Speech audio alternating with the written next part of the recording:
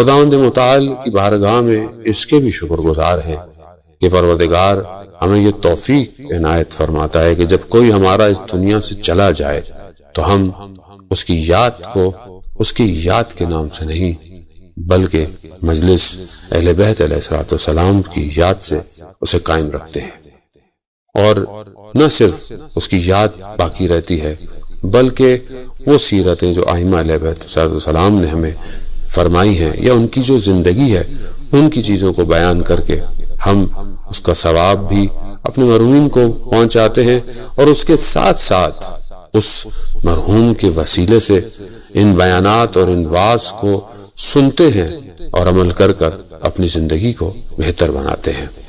موت ایک ایسی حقیقت ہے کہ جس سے کوئی شخص منہ نہیں موڑ سکتا، چاہے کوئی اس کا انکار کرے، چاہے کوئی اس کو مانے، چاہے کوئی جو ہے وہ خدائیوں کا دعویٰ کرتا رہا تاریخ میں، موت سب کو آنی ہے۔ اسے بہتر ہے کہ انسان بہت جلدی اس کی طرف متوجہ ہو جائے، بہتر ہے کہ انسان اپنی زندگی کو اس راستے کی طرف گامزن کرے کہ جو اسے موت شکست نہ دے سکے۔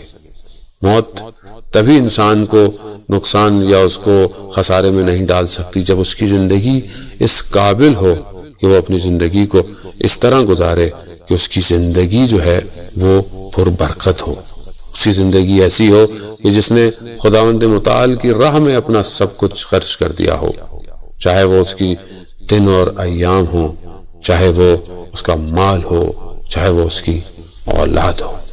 انسان اپنی زندگی میں دارائی جمع کرتا رہتا ہے، بہت کچھ جمع کرتا ہے زندگی میں، لیکن ایک دن اس کو یہ سب کھو ہی دینا پڑتا ہے، اور یہ ساری چیزیں اس دنیا میں رہ جاتی ہیں۔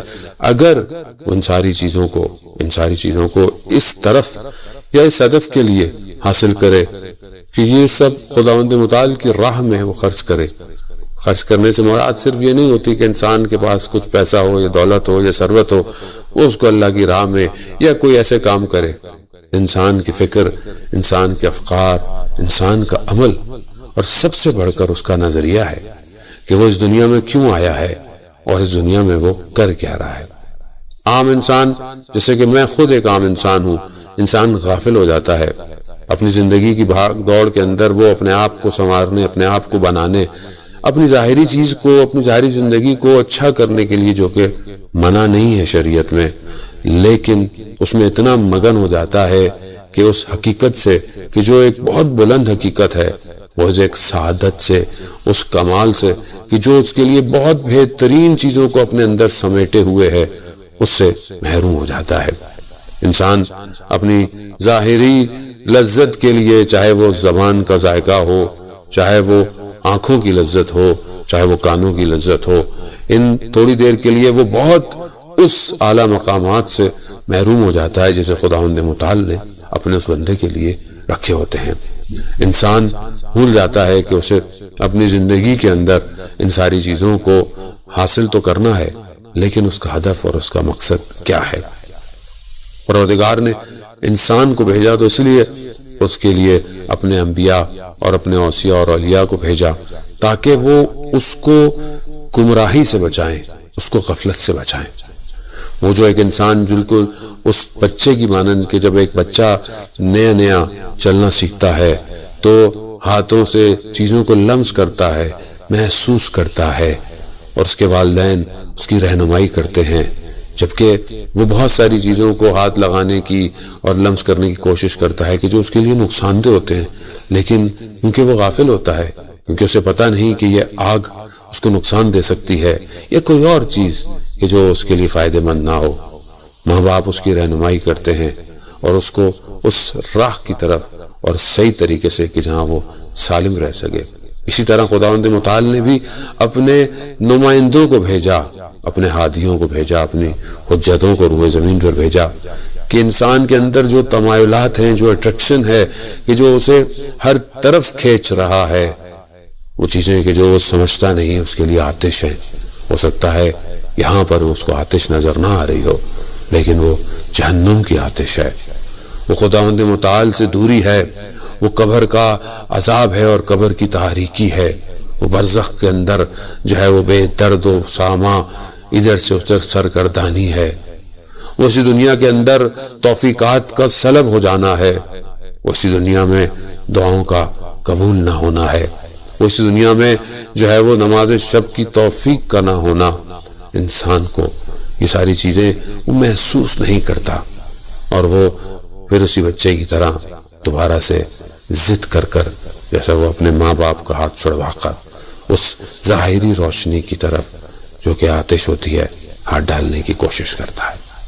ہم بھی اپنی زندگی میں اسی طرح خدا ہمیں زندگی میں کھٹ کھٹ اور ایک جھٹکے اور اس طرح کی چیزوں کو دیتا ہے کہ سنبھل جاؤ، میں تمہیں اپنی طرف بلانا چاہتا ہوں، لیکن ہم اس سے متوجہ ہوئے بغیر ہم اپنی زندگی کو کبھی دائیں کبھی بائیں طرف متوجہ کراتے ہیں۔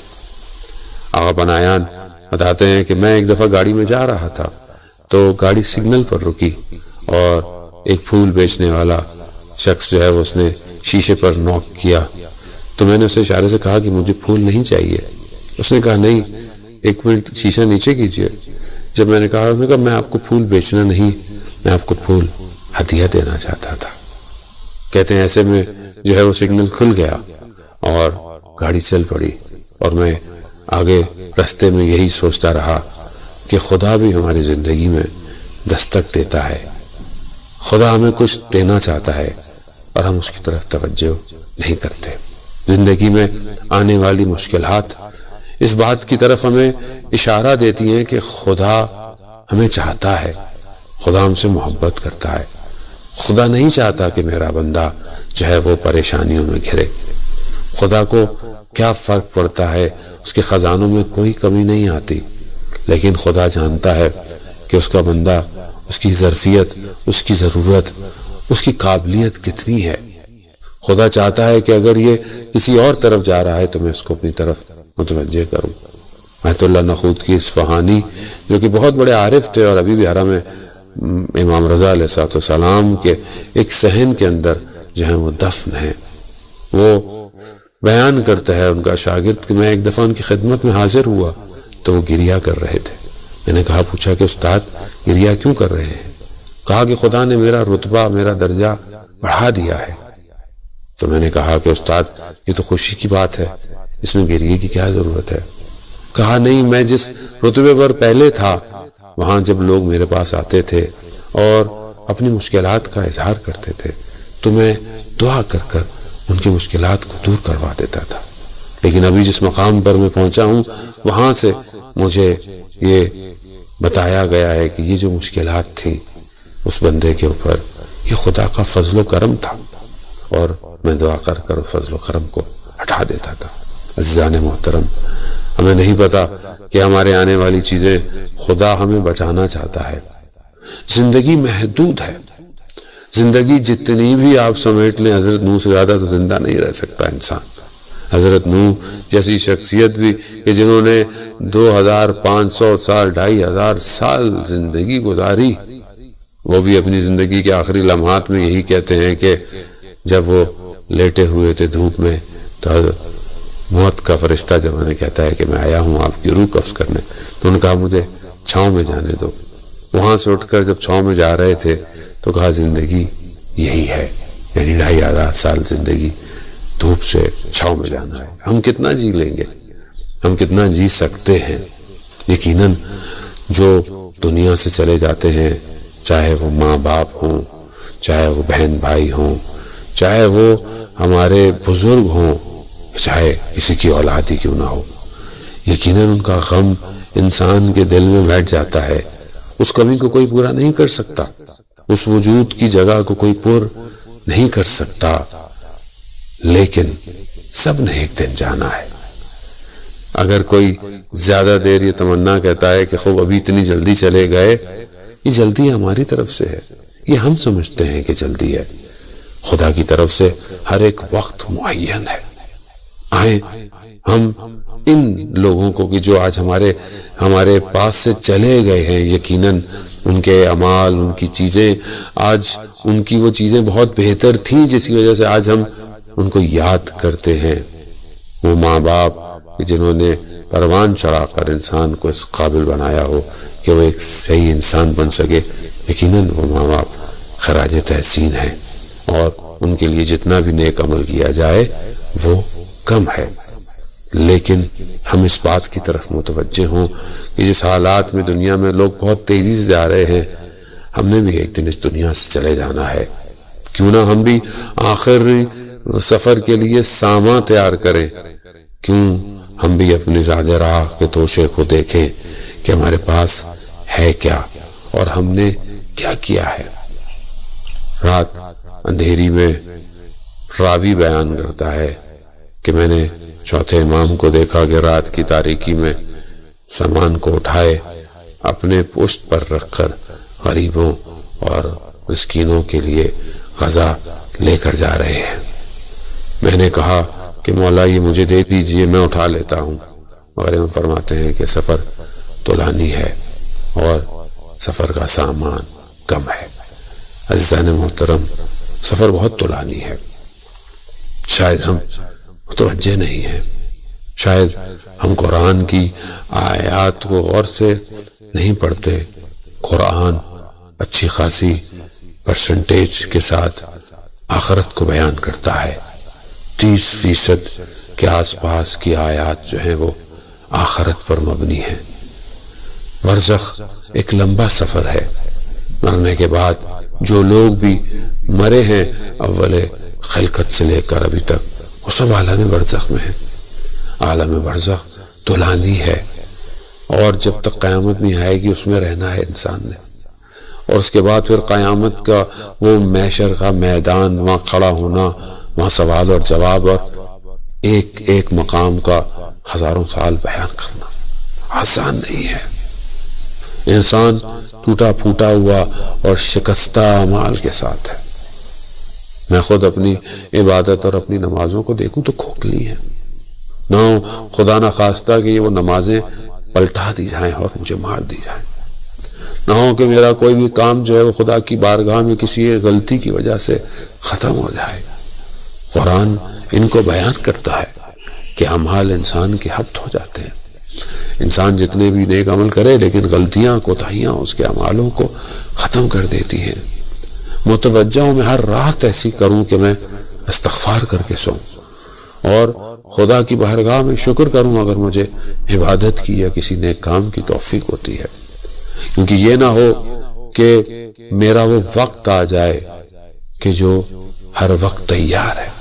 شخص رسول خدا حضرت محمد مصطفیٰ صلی اللہ علیہ وآلہ وسلم کی خدمت میں آتا ہے اور پوچھتا ہے کہ کیا میں موت کی تمنا کر سکتا ہوں؟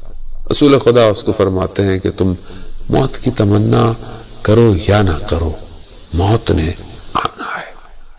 عزیزان محترم، موت کبھی بھی کسی بھی طرف آ سکتی ہے۔ امام رضا علیہ السلام فرماتے ہیں کہ موت گریبان گیر ہے، یعنی موت تمہارے بہت قریب ہے، جس سے انسان کہاں بھاگے گا۔ ہر ایک روز جب انسان کرتا ہے تو زندگی کا اس کا دن کم اور ایک قدم وہ موت کے قریب ہوتا ہے۔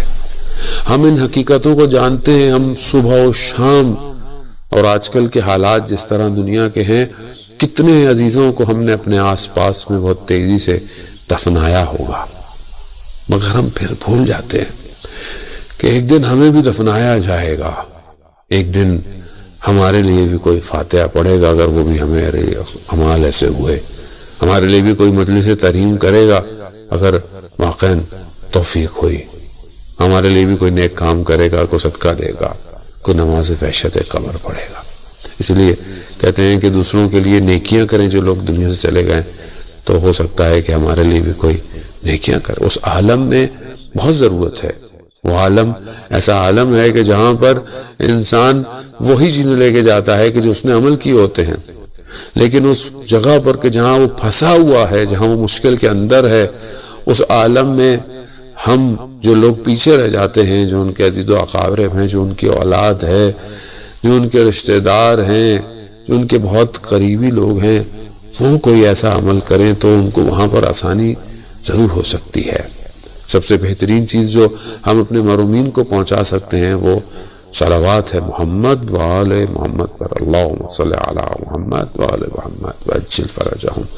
یہ ایک حد اقل ایک چھوٹا سا ایسا کام ہے کہ جسے ہم ظاہراً چھوٹا ہے لیکن یہ اپنی جگہ پر ایک بہت بڑا کام ہے کہ جب ہم یہ بھیجتے ہیں تو اس کا ثواب محرومین کو عالم برزخ میں ایک تازہ ہوا کے جھونکے کی طرح ان کو پہنچتا ہے۔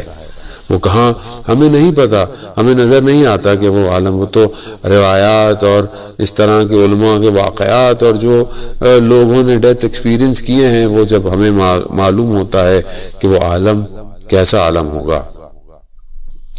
قبر کے اندر جو چیز، پہلی چیز جو چیز فائدہ دے گی وہ ہماری زبان ہے۔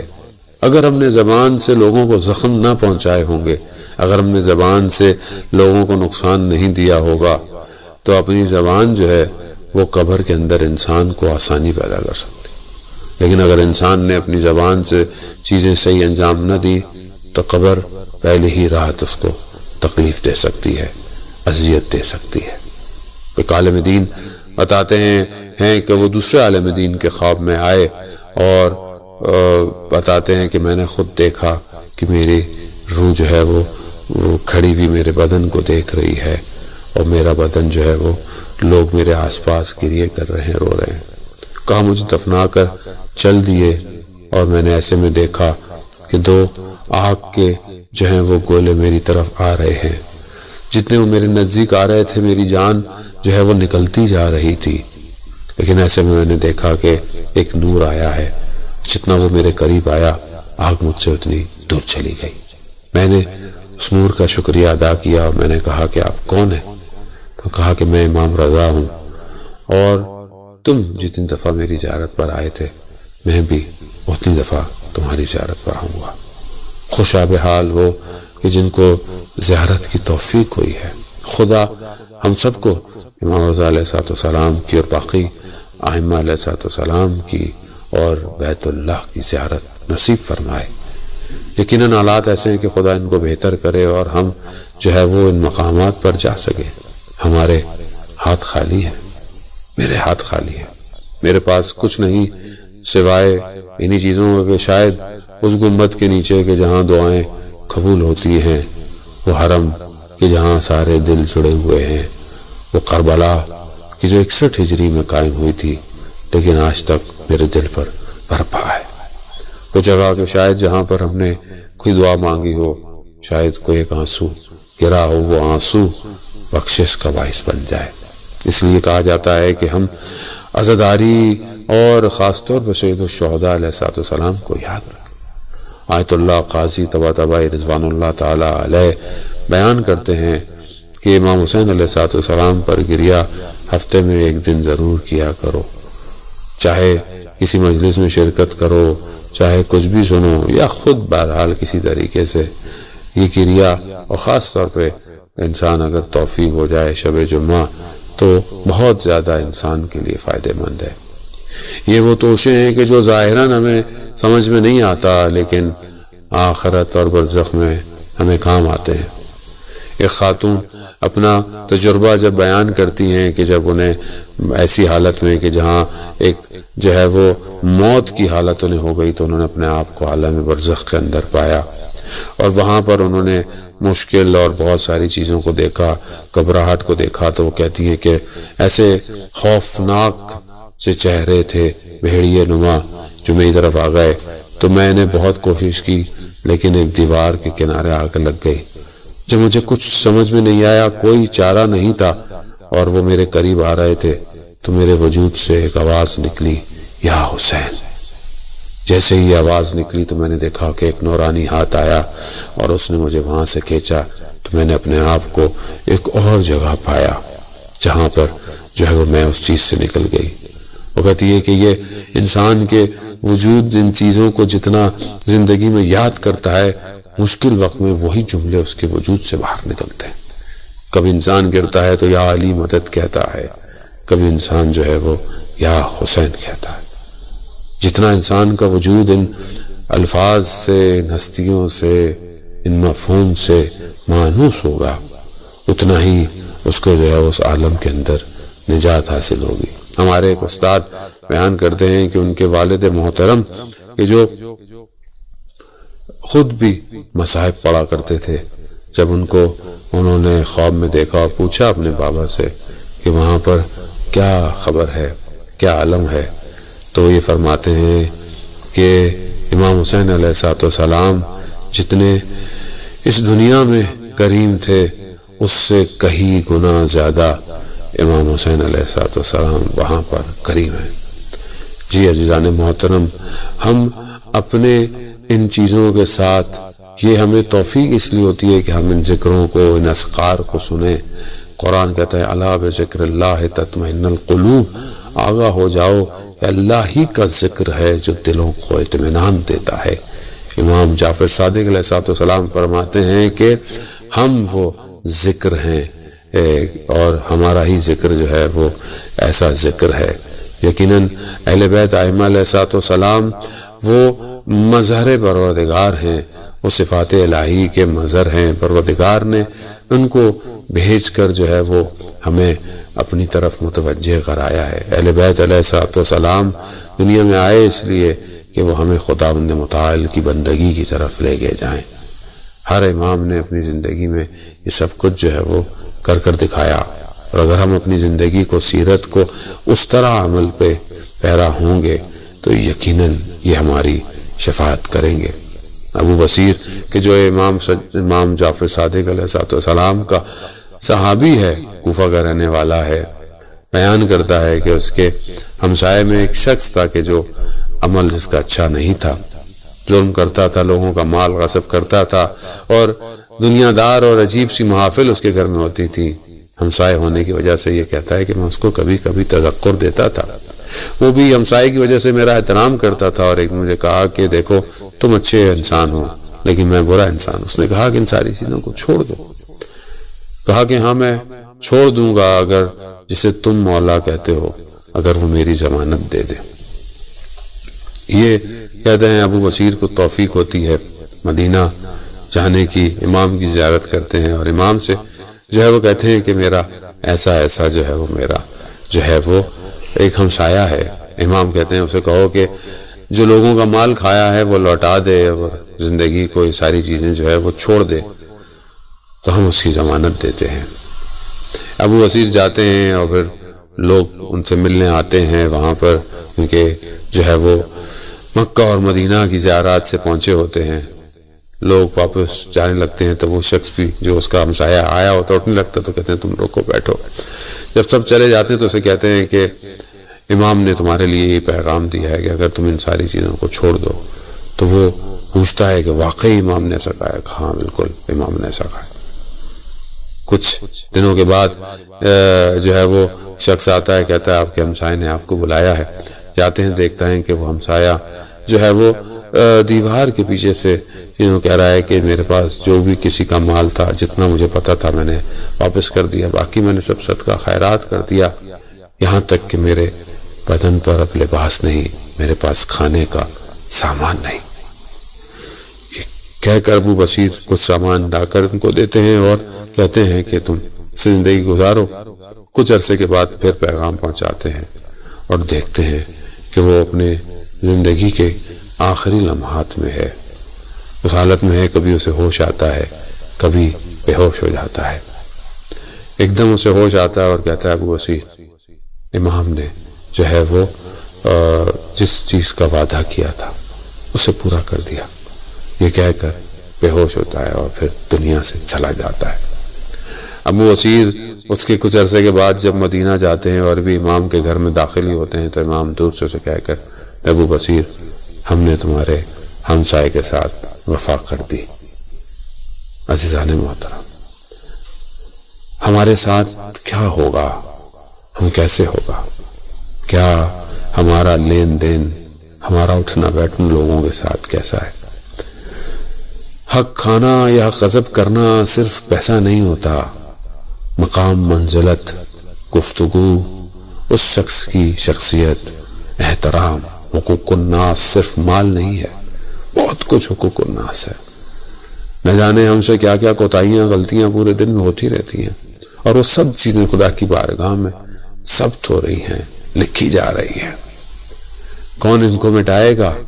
کس طرح انہیں مٹائے گا؟ یہ دنیا کی جو ہے وہ ہارڈ ڈسک نہیں ہے کہ جسے آپ ڈیلیٹ کر دیں موبائل کی طرح تو ڈیٹا ڈیلیٹ ہو جائے گا۔ یہاں تو لکھا گیا سوائے اس کے کہ انسان اس کی بارگاہ میں توبہ کرے، استغفار کرے۔ یہی توبہ استغفار اس کو بچا سکتا ہے۔ یہی توبہ کہ جہاں قرآن بھی کہتا ہے کہ خدا سیئات کو حسنات میں بدل دے گا، یہ صرف خدا کر سکتا ہے اور کوئی نہیں کر سکتا۔ اس لیے پروردگار قرآن میں ارشاد فرماتا ہے ان اللہ یحب التوابین، میں توبہ کرنے والوں سے محبت کرتا ہوں۔ نہیں پتا میری زندگی کہ کتنے دن باقی ہیں، میری زندگی کتنے ایام باقی ہیں، نہیں پتا میں نے جو غلطیاں کوتاہیاں کی ہیں میں کس طرح خدا کی بارگاہ میں حاضر ہوں گا، مجھے کیا شرمندگی ہوگی کہ وہاں پر میں کچھ بول نہیں پاؤں گا اور میرے بدن کے اعضاء اور ساری چیزیں خود جو ہے وہ کہیں گی کہ اس نے یہ غلطیاں کی۔ کتنی شرمندگی ہوگی اہل بیت علیہ السلام کے سامنے مجھے کہ ان کے حضور میں کیسے آؤں گا کہ میں نے کسی کے ساتھ کتنا ظلم کیا، کسی کے ساتھ کسی کی زیادتی کی، کہاں میری نگاہوں نے گناہ کیا، کہاں میری زبان نے گناہ کیا، کہاں میری سوچیں غلط تھیں، کس طرح میں سامنا کروں گا۔ انسان شاید اس شرمندگی سے ہی مر جائے۔ شاید ایک مومن کے لیے سب سے سخت اعمال کے بجائے یہی ہو کہ انہیں امام حسین علیہ السلام کے سامنے حاضر ہو اور کہے کہ مولا یہ آنکھیں آپ کے لیے آنسو تو بہاتی تھی مگر ان آنکھوں سے گناہ بھی ہو گئے۔ خوب کیسے ہم کھڑے ہوں گے عزیزان محترم۔ آئیے خدا کی بارگاہ میں اپنے انہی اعمال کو، انہی خطاؤں کو، گناہوں کے اقرار کو وسیلہ بنائیں، وہ کہیں کہ درگزر کیجئے ہمارے اعمال سے پروردگار۔